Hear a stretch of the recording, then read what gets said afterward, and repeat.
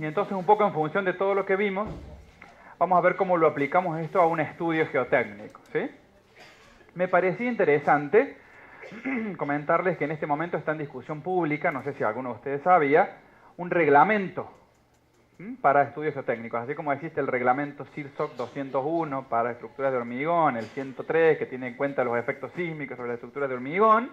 Bueno, está redactado y completándose el CIRSOC 401, ¿sí? Que pretende regular la ejecución de los estudios geotécnicos. Como todo reglamento, no lo va a aplicar todo el mundo. En definitiva, seguramente va a depender de la magnitud de la obra y seguramente estará más difundido o como un requisito en obras públicas o en obras de cierta magnitud para garantizar por lo menos que aquel que haga el estudio geotécnico siga medianamente criterios de calidad, o esa es la intención, ¿sí? Entonces me parecía interesante esta segunda parte que tiene con estudio geotécnico, ir haciendo una ida y vuelta con el tema del reglamento, como para interiorizarlos a ustedes y como para que vean hasta dónde el reglamento intenta llegar. Más allá que después vamos a ver algunos estudios de suelo, en algunos casos se acercan un poco más y en otros casos están bastante lejos. Fíjense que el reglamento está dividido en 8 capítulos, muy rápidamente. En el primer capítulo obviamente nos va a poner al tanto de los términos que se utilizan en esta especialidad, en el ámbito geotécnico. El capítulo 2 tiene en cuenta algo de aspectos técnicos y medio ambiente para elegir el terreno, en el caso de que podamos elegirlo.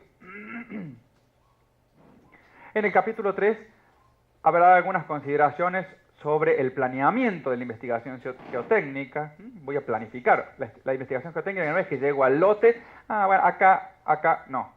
La tengo que pensar, la tengo que planificar en función del estudio de suelo, en función del lote, del terreno, del predio en el cual voy a llevar adelante mi edificación, en función del tipo de obra.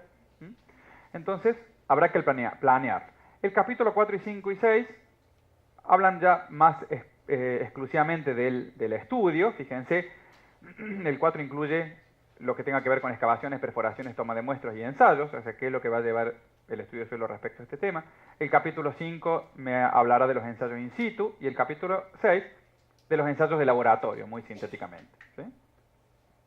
El capítulo 7 habla específicamente del informe, cómo voy a armar un informe geotécnico, qué va a tener, los ensayos, la tarea, plano, interpretación de resultados, conclusiones, recomendaciones. Y en el 8 me plantea los sistemas vigentes de clasificación de suelos, que uno de los que está planteado es el sistema único de clasificación de suelos, que es el que yo les presenté en las planillitas, esas que hablaban de la designación con doble letra y demás.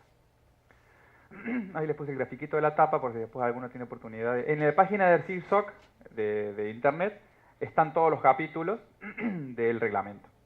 Del reglamento que está en discusión, ¿no? O sea, está abierto a la opinión de los profesionales del medio para terminar de cerrarlo y va a saber cuándo se termine de cerrar y después tendrá que ir a aprobarse y demás.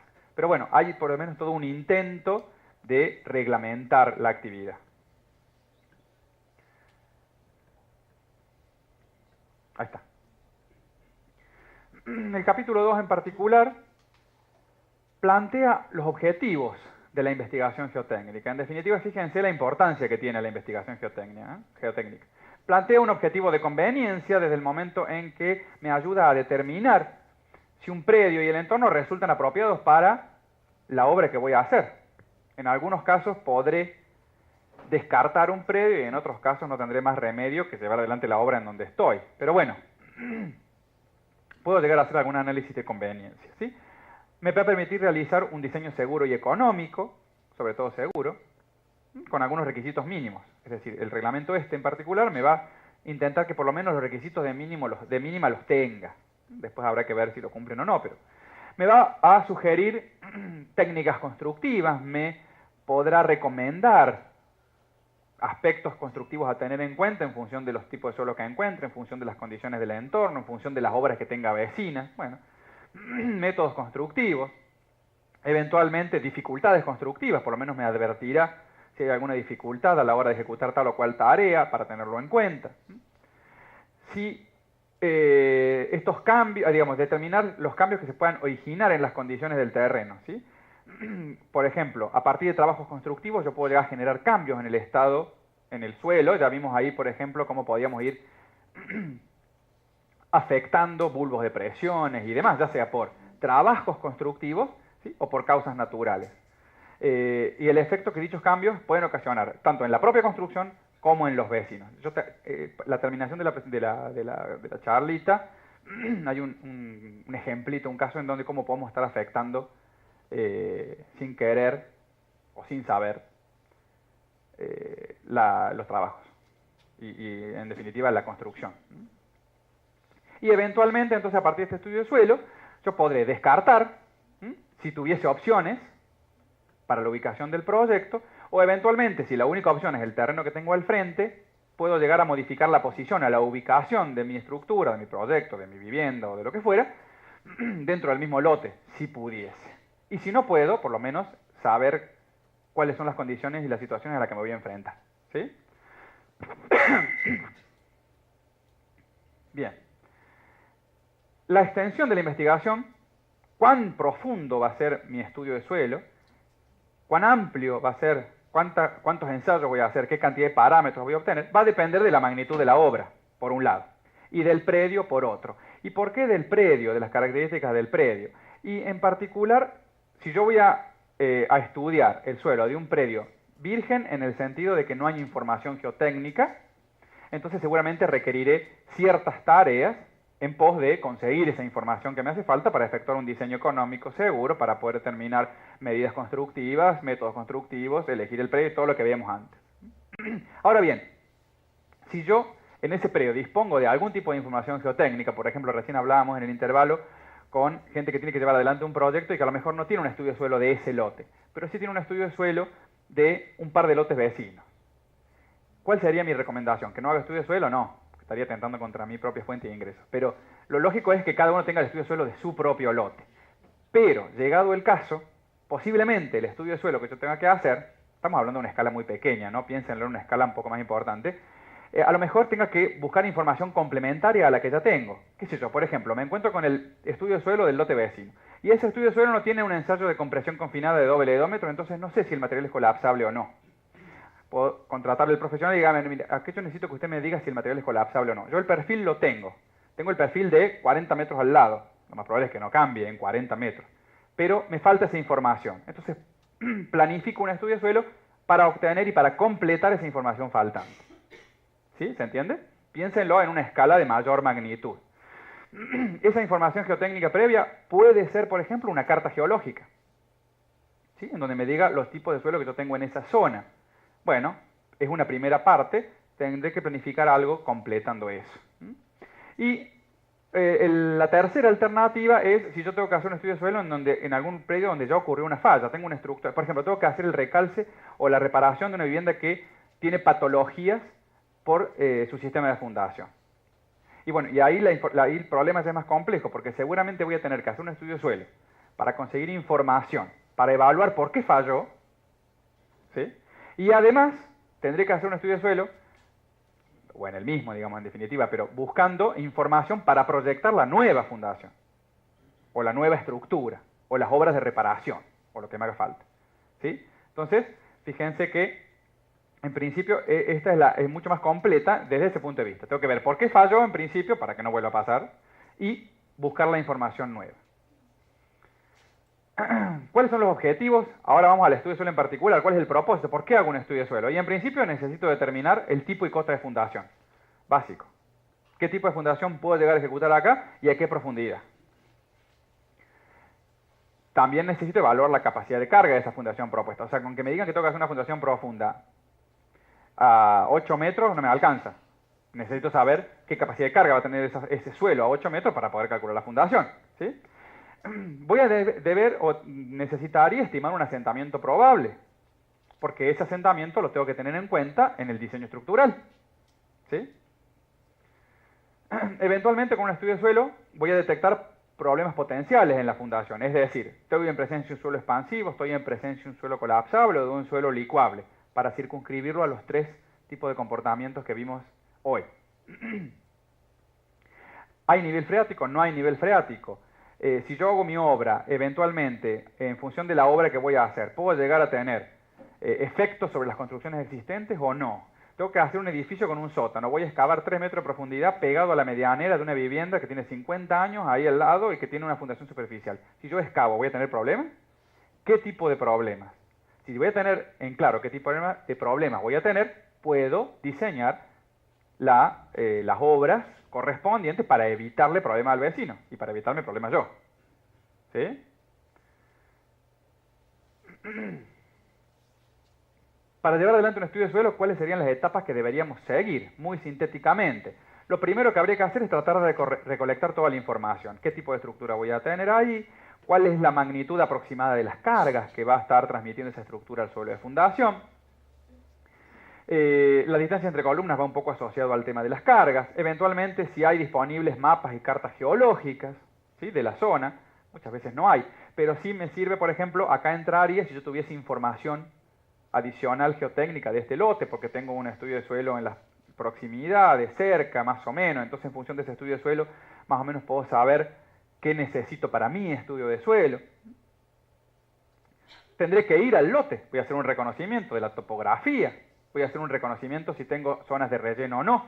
Voy a ver las casas vecinas. Si voy a un lote, a un estudio de suelo y me encuentro con que la casa al lado está toda apuntalada, me tiene que decir algo, digamos, ¿sí? Puedo tener cortes, sobre todo en las zonas, eso se da un poco en las zonas serranas, cuando empiezo a transitar por los caminos me encuentro que hay cortes en la montaña o en la montaña o no montaña, y entonces me deja la estratigrafía a la vista, el perfil de suelo me lo deja a la vista, eso también me puede dar algún indicio. Bueno, las construcciones vecinas y eso que se decía hace un ratito de las grietas y demás. Con todo esto, entonces voy a planificar mi estudio geotécnico, mi investigación geotécnica. ¿A partir de qué? Y bueno, tengo que ver qué técnicas de reconocimiento voy a utilizar para poder reconocer ese suelo. Podré usar calicatas, podré usar ensayos de prospección, podré usar geofísica, que son ensayos no destructivos. Bueno, tengo una serie de elementos que me sirven a mí para reconocer el suelo. Tendré que ver cuál es el número de puntos de prospección que voy a implementar y su ubicación. Entonces ustedes tienen que estar en condiciones medianamente de que si ustedes están por hacer una obra en un lote que tiene 1 hectárea y les quieren hacer un solo sondeo, decirle, flaco, pero en un solo sondeo para 1 hectárea, por ahí habría que hacer un par más. ¿Sí? Entonces tenemos que tener el criterio ese. ¿Qué profundidad voy a prospectar? ¿Sí? Me tocó el caso de ver en Entre Ríos, creo que era, una estructura nueva, antes de habilitarse empezó a sentarse. Y cuando le pidieron el estudio de suelo llegaba a 3 metros de profundidad. ¿Sí? Entonces, ustedes profesionales a cargo de esa obra, le vienen con un estudio de suelo que tiene 3 metros de profundidad, le decir, no, estate un poquito más abajo. ¿Cómo me vas a proyectar una fundación con un estudio de suelo que tiene 3 metros de profundidad? ¿Sí? Entonces, esa profundidad de investigación también se planifica, si se quiere. Un poco en función de todos estos antecedentes, de la magnitud de las cargas, de esto que venimos hablando hace un rato. A partir de ahí también voy a ver qué ensayos voy a hacer, cuántas muestras, qué ensayos de laboratorio, qué ensayos in situ o de campo, y qué ensayos de laboratorio va a requerir mi estudio de suelo. El reglamento en particular, y esto está en el reglamento, me da una idea de cuántos sondeos, por ejemplo, llevar adelante, pero para poder decirme cuántos sondeos, qué ensayos y demás, me divide a los suelos o a los tipos de terreno en 3 tipos de complejidades, si se quiere. Entonces el reglamento dice, bueno, en los suelos de complejidad baja, que son terrenos de topografía llana o muy homogéneos en el perfil, que uno tenga como antecedente un perfil muy homogéneo, llano y de pocas ondulaciones, tendré ciertos requerimientos. Si el terreno es de complejidad alta, es decir, un terreno fuertemente movido topográficamente, que yo sepa de antemano porque a partir de los estudios preliminares tengo mucha heterogeneidad en los subsuelos, en el subsuelo y demás, entonces el reglamento me dice, bueno, este es un terreno de complejidad alta. Y obviamente aparecerán las situaciones intermedias como complejidad media. Y entonces en función de esto, el reglamento, todo esto sale en el reglamento, me dice, bueno, si el terreno tiene una complejidad baja, en una superficie de 1 hectárea, mínimo necesitaría 3 sondeos. Y así va en función de, fíjense que la complejidad es más alta, puedo tener más variabilidad de la subestratigrafía, ¿sí? Puedo tener más variabilidad de los estratos en profundidad, entonces el reglamento me dice, bueno, no, si hay mucha variabilidad, hagamos más sondeos para tener más información y llevarnos menos sorpresas. Y en función de la superficie también va regulando la cantidad de sondeos. Por otro lado me dice, bueno, a ver, en los estudios de nivel reducido, vamos a un lote de una vivienda en un barrio en la ciudad. No vamos a ir a hacer, no tenemos una superficie de 1 hectárea, o sea que... Entonces me dice, bueno, fíjense, la densidad de sondeos va a andar en el orden de 1 cada 400 metros cuadrados. Razonable. ¿Sí? Pero por otro lado, me dice, bueno, en función del tipo de terreno, acá yo puse un pedacito nada más porque no me entraba, el resto acá únicamente el terreno de variabilidad baja, para acá sigue, ¿ves? Fíjense, media y después sigue para abajo. Me dice, bueno, en los terrenos de variabilidad baja, depende del tipo de terreno que tengo aproximadamente, los voy a distanciar 30 a 40 metros. Por ejemplo, si estoy en sedimentos finos, margas, arcillas, limos, por ejemplo, en los limos nuestros. Tendría que hacer uno más o menos cada 30 a 40 metros de prospecciones. Pero por otro lado, también me lo condiciona con la estructura que voy a poner. Por un lado el tipo de suelo y por otro lado qué voy a poner arriba.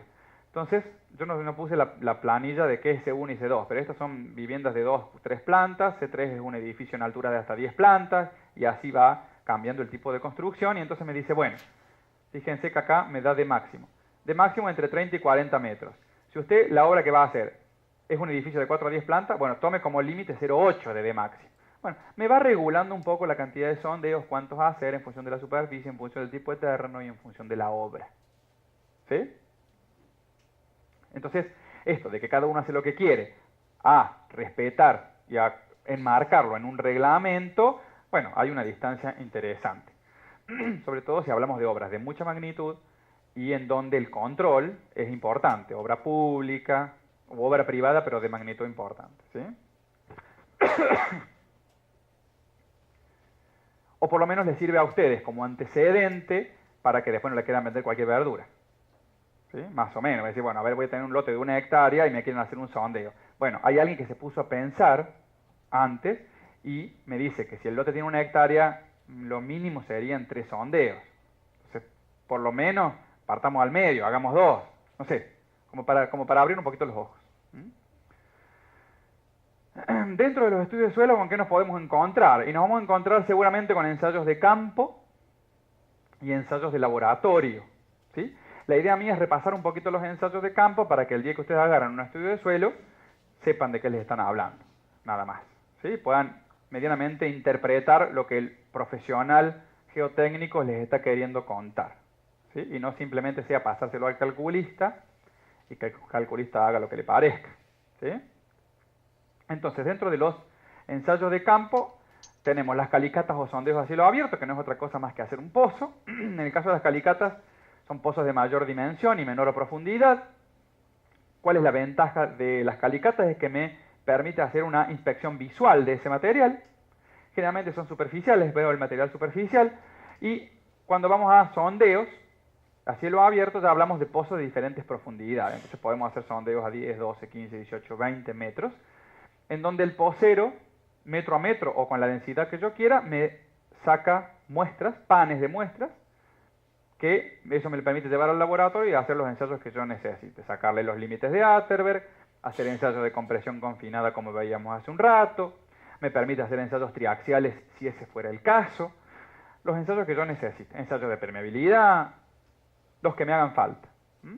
Siempre y cuando yo trate de conservar las condiciones en las que lo saque, por lo menos que no pierda humedad, para lo cual necesitaría ponerlo en doble bolsa, de nylon, de polietileno, para que conserve las condiciones de humedad y demás. ¿Sí?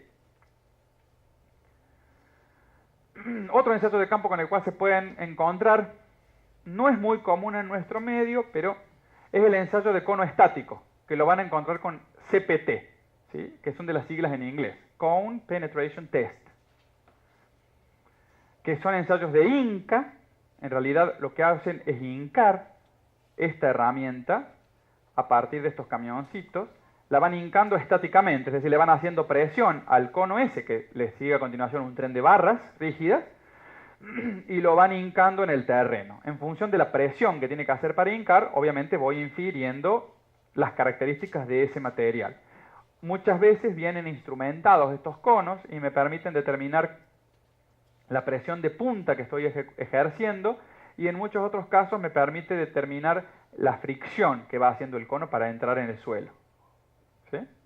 Entonces me está dando fricción y punta. Me sirve mucho en el caso de que tenga que calcular pilotes. Acuérdense que en el pilote yo tengo una capacidad de carga por punta y una capacidad de carga por fricción. Un ensayo más común en nuestro medio, y que lo van a encontrar seguramente en los distintos estudios de suelo, es el ensayo de cono dinámico. ¿Y por qué se llama dinámico? Porque en vez de aplicar una presión estática para hincarlo, lo golpeo. ¿Sí? Aplico una carga dinámica. Esa carga obviamente está normalizada. El pisón con el cual golpeo tiene un determinado peso, una determinada altura de caída. ¿Sí? Porque le tengo que imprimir una energía que esté determinada. ¿Y por qué necesito que esté estandarizado y que esté normalizado? Porque yo después, a partir de los resultados que obtenga con estos ensayos, tengo que poder correlacionarlo con parámetros del suelo. ¿Sí? Y para poder correlacionarlo necesito que el ensayo tenga estas condiciones. Si yo le pongo cualquier peso y cualquier altura de caída, no voy a encontrar una correlación en el libro ni de casualidad. ¿Sí? Las correlaciones están para el ensayo estandarizado. Lo que se hinca es un cono como este que ustedes ven aquí, o como este. Está normalizado el ángulo de ataque allí, el diámetro, bueno, como les decía hace un ratito, el peso del martillo y la altura de caída.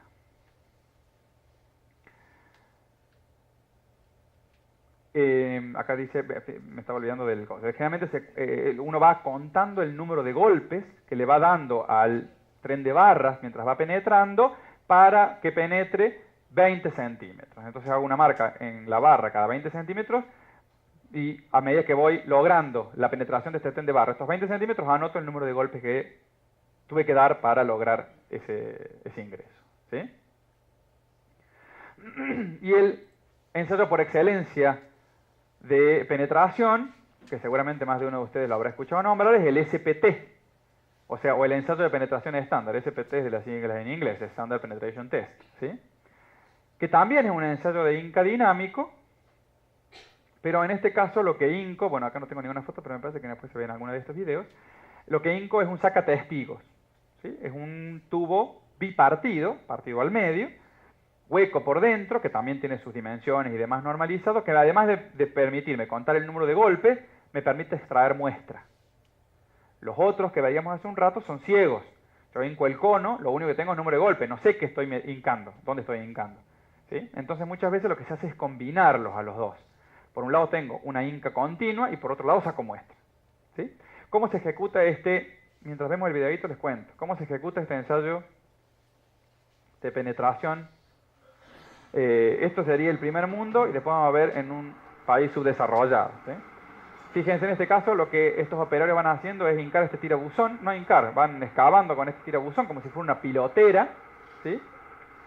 Este otro operario va sacando la tierra que la herramienta va dejando. Bajan esta herramienta hasta 1 metro de profundidad. Una vez que alcanzan el metro de profundidad la retiran. Y cambian, no me acuerdo si cambian o le agregan, le agregan el sacamuestra de Terzaghi acá en la punta con un tren de barras.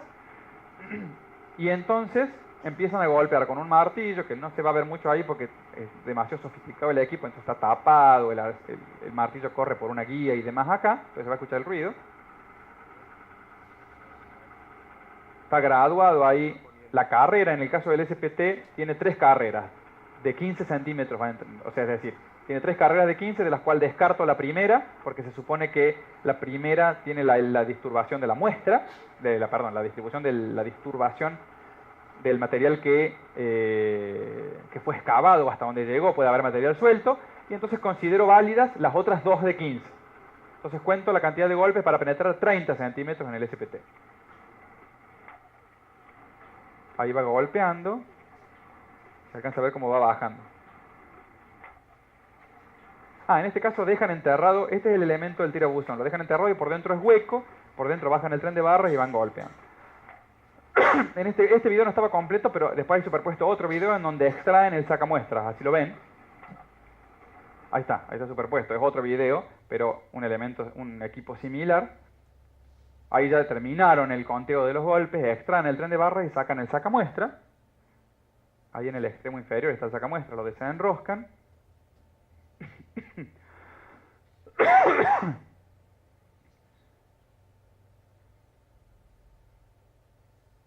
Están en la Siberia, ahí no sé dónde están haciendo el estudio de suelo.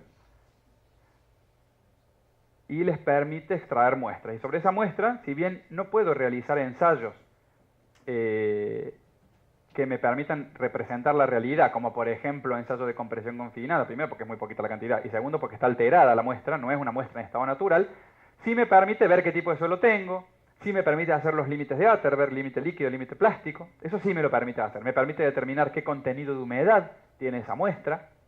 Ahí apareció la muestra de suelo. Entonces, para algunas cosas me sirve. Para hacer ensayos sobre muestras inalteradas, no me sirve. Y el otro videito es cómo se hace acá. En realidad es en África, o algo por el estilo, pero es muy parecido a lo que se hace acá. ¿Sí? Fíjense que es un trípode, y entonces acá hay dos ayudantes que levantan la pesa y van golpeando el tren de barras.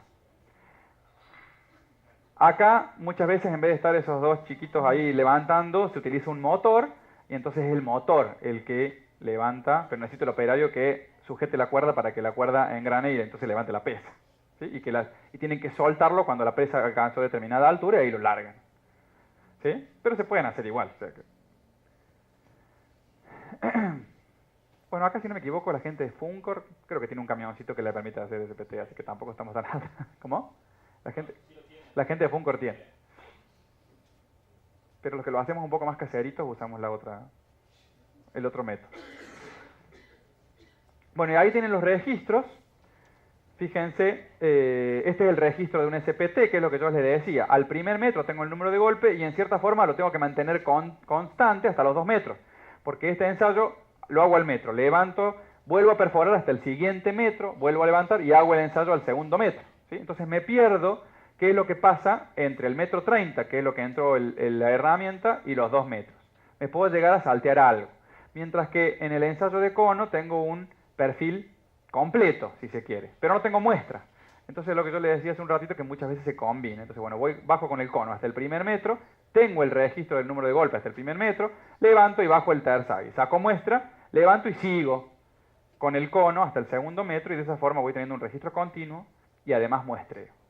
¿Sí? Dentro de los ensayos de laboratorio, acá está lo que les decía hace un rato de los equipos que me permiten hacer límites. Este es el cascador de Casa Grande. Yo preparo ahí el suelo, que le voy agregando agua hasta que, haciendo este surco y le golpeo esto tiene una manivelita que levanta este cascador y cae. Tengo que lograr que en 25 golpes acá este suelo se una en una longitud de 12 milímetros. ¿Sí? Cuando eso pasa, ese es el punto de estado líquido, del límite líquido, perdón. En el caso del límite plástico es más fácil, es hacer rollitos de 3 milímetros de diámetro. Cuando ese rollito, al alcanzar los 3 milímetros de diámetro, se quiebra, estoy en el estado plástico, en el límite plástico. ¿Sí? Junto todos los rollitos que alcanzaron esa situación y le determino la humedad. Y eso me da la humedad del límite plástico. Acá tienen un juego de tamices, son los ensayos de laboratorio más comunes. Fíjense lo que yo les decía hace un rato. Si yo extraigo panes a partir de un sondeo a cielo abierto, me lo llevo al laboratorio y a partir de ese pan yo puedo tallar muestras y después ensayarlas en una prensa triaxial o en un ensayo de compresión confinada de doble hedómetro para determinar compresibilidad y colapso. Fíjense, ahí hay varias probetitas. Aquí tienen un juego de consolidómetros en donde están las muestras para hacer consolidación, y aquí tienen una prensa triaxial para realizar ensayos triaxiales. Yo no quise meterme mucho en el tema de los ensayos triaxiales y demás para no complicarles la historia. Si quieren, aquel que tenga interés, después lo podemos conversar. ¿Sí? Son ensayos bastante más específicos que escapan a los estudios de suelos más convencionales para una vivienda. Son ensayos costosos que hacen costoso el estudio de suelo y que muchas veces no vale la pena para una vivienda urbana, digamos. ¿Sí? Para obras de mayor magnitud, envergadura y complejidad, sí. Y por último, que también está reglamentado, aparece en el reglamento 401, es el informe técnico propiamente dicho. ¿Sí? El informe descriptivo. Yo Planifiqué, hice los ensayos de campo, de laboratorio y demás. Bueno, ahora con todo lo que tengo, interpreto los resultados y lo vuelco en un informe, que es lo que les llega a ustedes como director técnico y que después le pasarán al calculista o harán una evaluación primero. Generalmente tiene una introducción en donde uno dice cuál es el comitente, cuál es la obra, ¿sí? La descripción geográfica del predio, cuál es el objetivo de ese estudio, para qué se hace. Voy a describir el predio, voy a ubicarlo geográficamente, con calles eventualmente, si tienen calles o si no tienen calles, buscaré alguna imagen satelital o algún croquis, lo que fuera. Dentro de ese mismo croquis ubico, por ejemplo, dónde hice los sondeos y las perforaciones, dónde tomé muestras. Muchas veces se incluye alguna descripción geológica de los antecedentes geológicos de la zona, ¿sí? Que después eventualmente los validaré con los resultados que obtuve. Yo asumí, o mi descripción geológica dice que acá tengo tal y cual material. Ahora, después de los ensayos, me dio ese material, lo valido con los ensayos. Voy a describir qué trabajos de campo hice, por supuesto, qué métodos de investigación geotécnica utilicé, qué ensayos de campo, qué ensayos de laboratorio. Bueno, la ubicación de las perforaciones.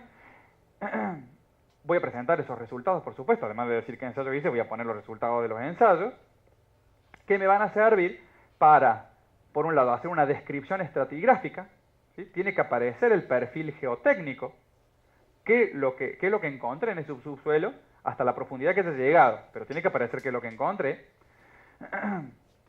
Y ¿qué me va a incluir este perfil geotécnico? Estratos, ¿sí? Es decir, voy a agrupar los materiales que tienen igual naturaleza y comportamiento más o menos en un estrato uniforme.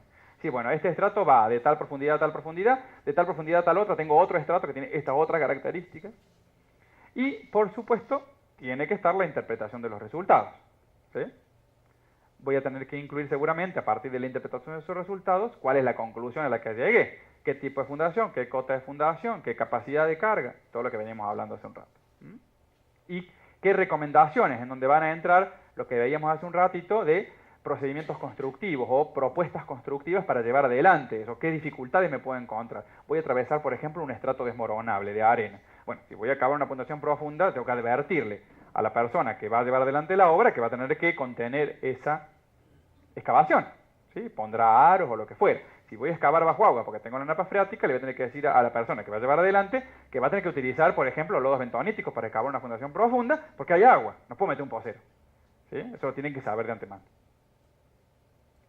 Y ahora la idea mía era mostrarles distintos estudios de suelos. Por supuesto que no he puesto los nombres de quién lo hizo,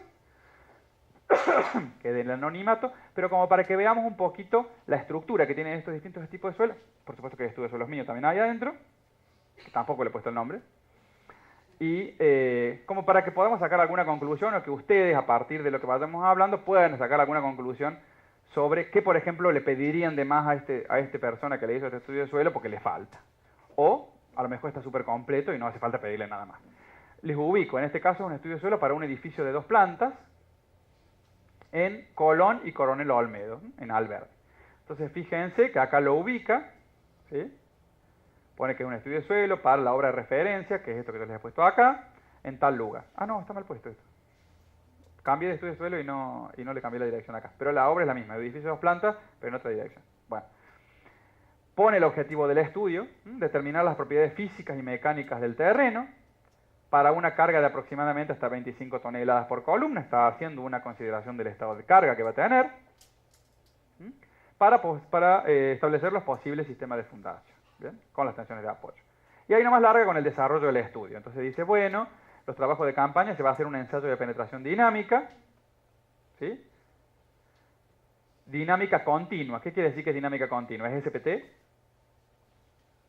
No. Seguramente es un cono ciego, ¿sí? Hasta los 9 metros de profundidad, y le pone la cota, y este permitió establecer la compacidad, continuidad y potencia de los distintos horizontes atravesados.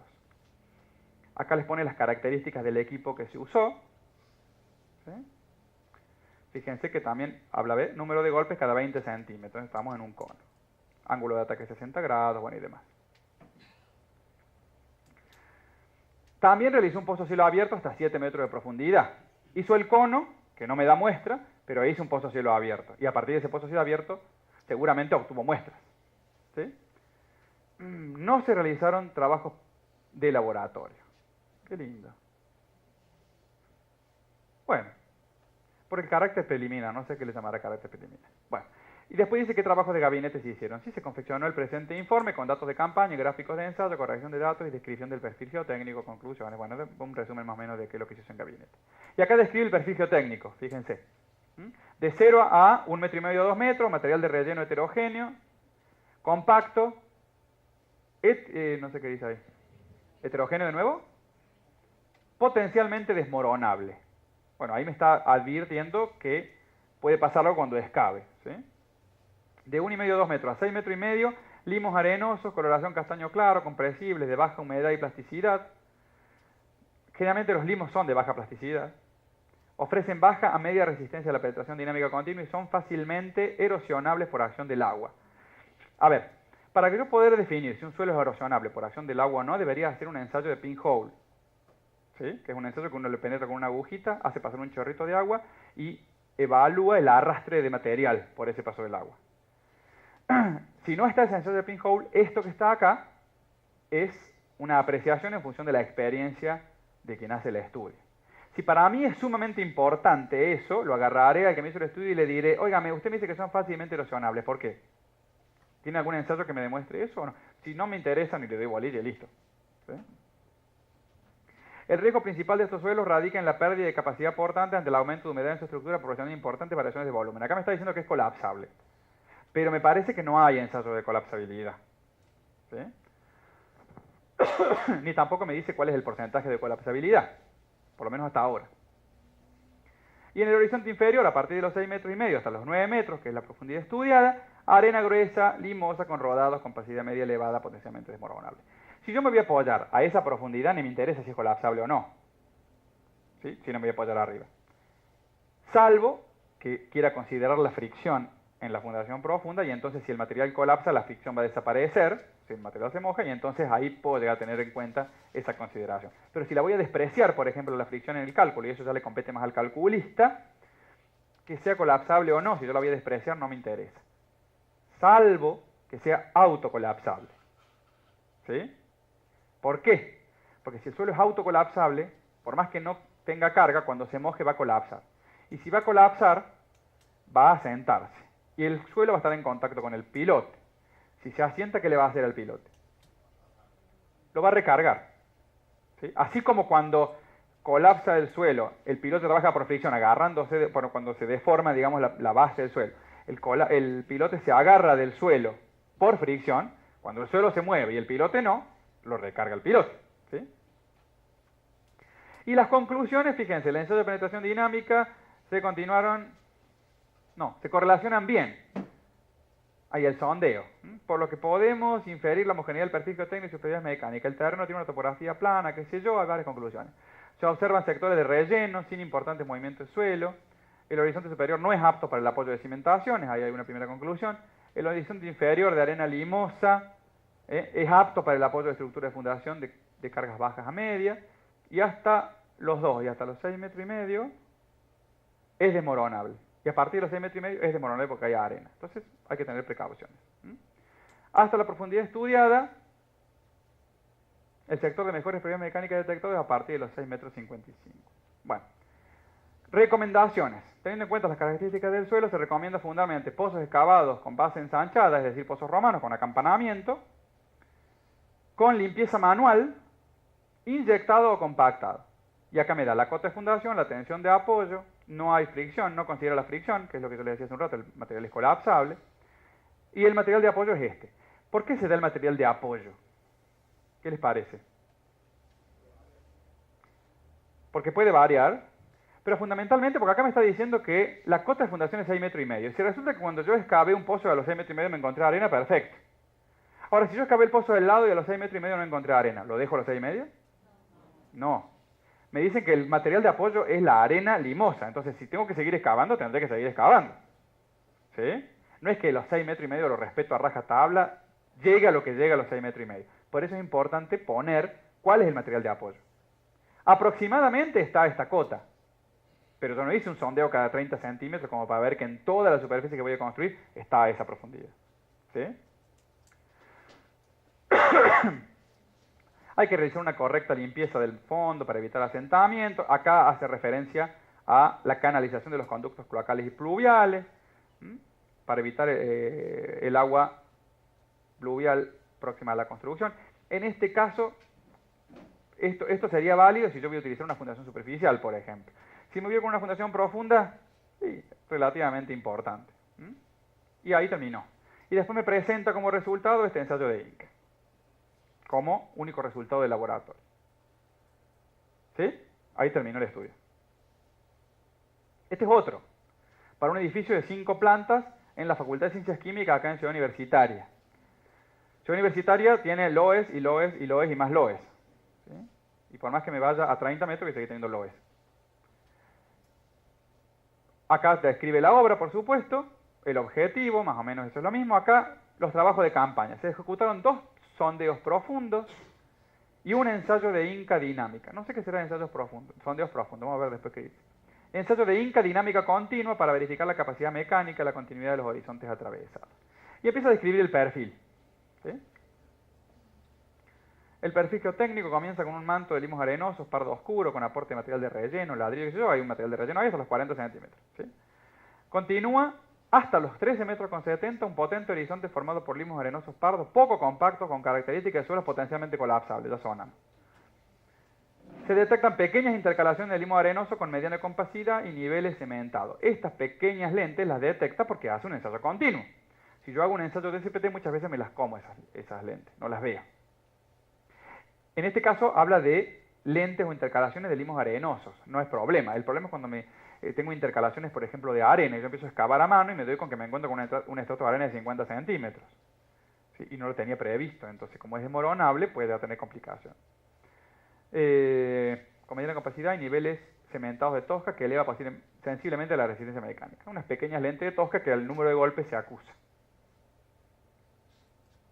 Fíjense, a partir de los 1370 hasta los 18, que es donde se prospectó aparentemente, o sea, hay una buena profundidad de prospección, pero teniendo en cuenta que vamos a tener un edificio de 5 niveles y que tenemos todo limo, o sea que lo más probable es que estemos trabajando con pilotes friccionales nada más.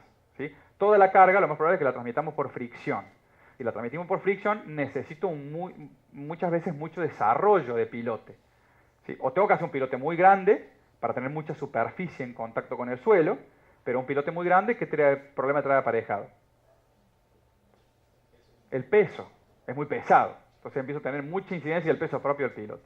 Si es muy chiquito, tengo poca superficie de contacto, necesito un pilote muy largo. ¿Sí? Entonces, una profundidad de 18 metros es bastante aceptable. De todos modos, de 13 a 70 a 18 metros, el mismo manto de limos pardo, mediana compacidad, y aumenta un poco el número de golpes, pero muchas veces aumenta por el confinamiento que tiene el material en profundidad.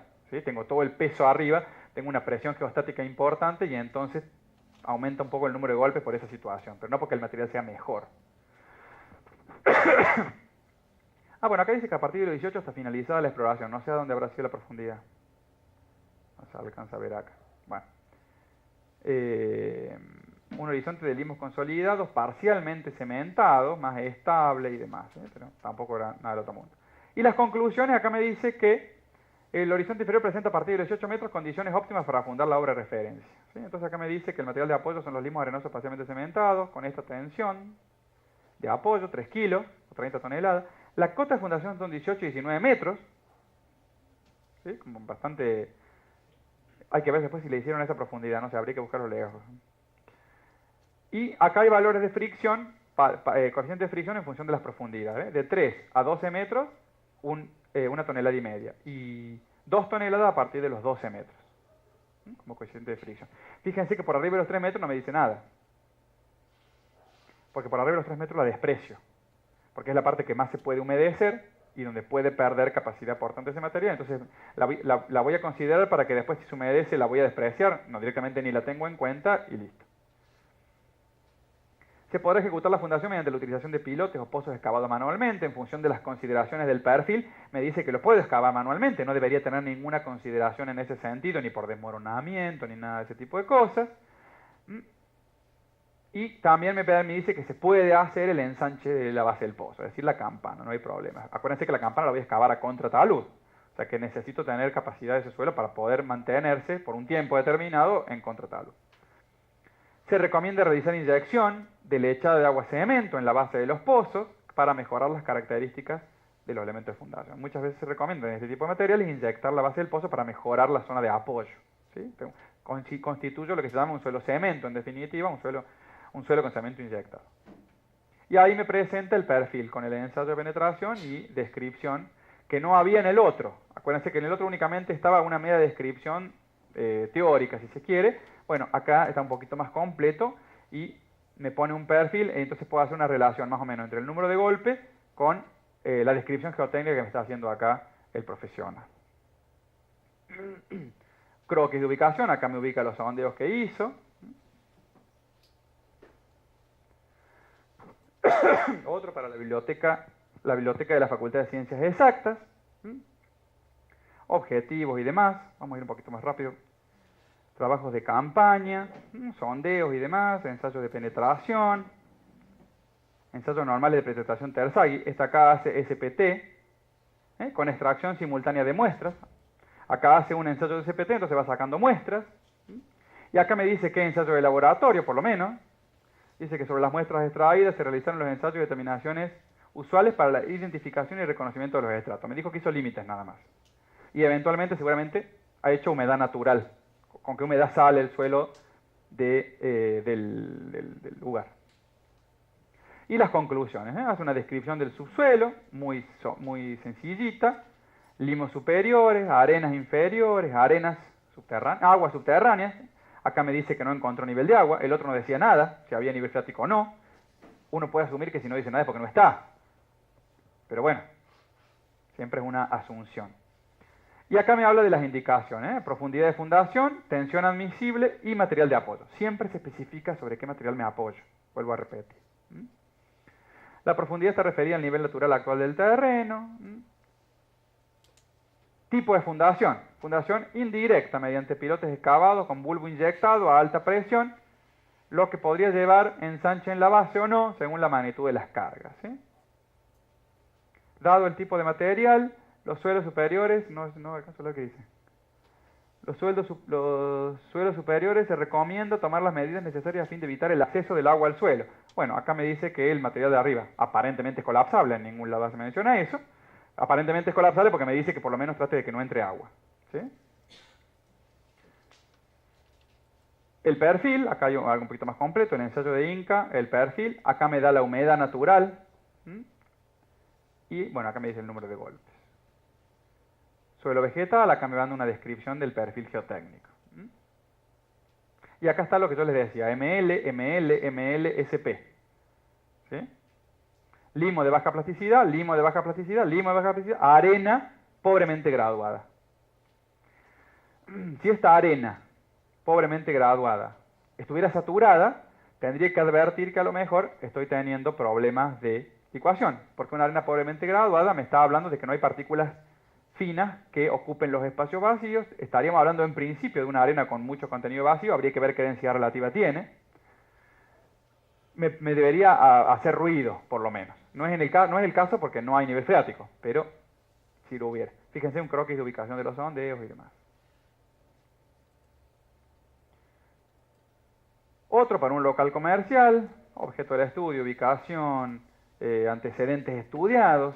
A ver si dice algo. Se tuvieron en cuenta los estudios de suelo realizados para otras construcciones en el sector. Bueno, por lo menos acá dice que tomó estudios de suelo que tenía por la zona, el mismo profesional que le sirvió de base para proyectar el estudio. Acá dice los trabajos en campaña, un pozo a cielo abierto. Aparentemente a 1 metro. A 1 metro respecto al cordón vereda, bueno, no sé hasta qué profundidad estará hecho. Para extraer muestras inalteradas, seguramente con esa muestra inalterada verificará potencial de colapso. Trabajos realizados en laboratorio, acá hay un poquito más de información. Me ha hecho humedad natural, le ha hecho lavado sobre tamiz 200. Ha determinado límites de consistencia, que son los límites de Atterberg. Ha determinado granulometría. Ha hecho ensayo de compresión confinada, el primero que parece que hace un ensayo de compresión confinada, seguramente para verificar si es colapsable o no el material. Trabajos de gabinete. Descripción de las propiedades mecánicas, me va diciendo entre tal metro y tal metro tal cosa, entre tal metro y tal metro tal otra. Y las conclusiones.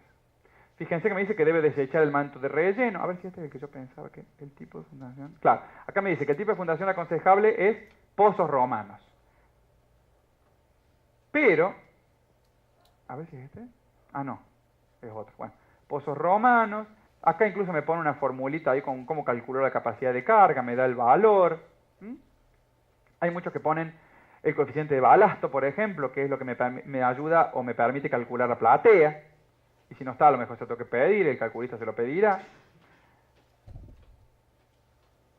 Si no me equivoco, acá hay recomendaciones, ¿sí? Como toda la fundación recomienda utilizar el manto de arena, que está a tal profundidad.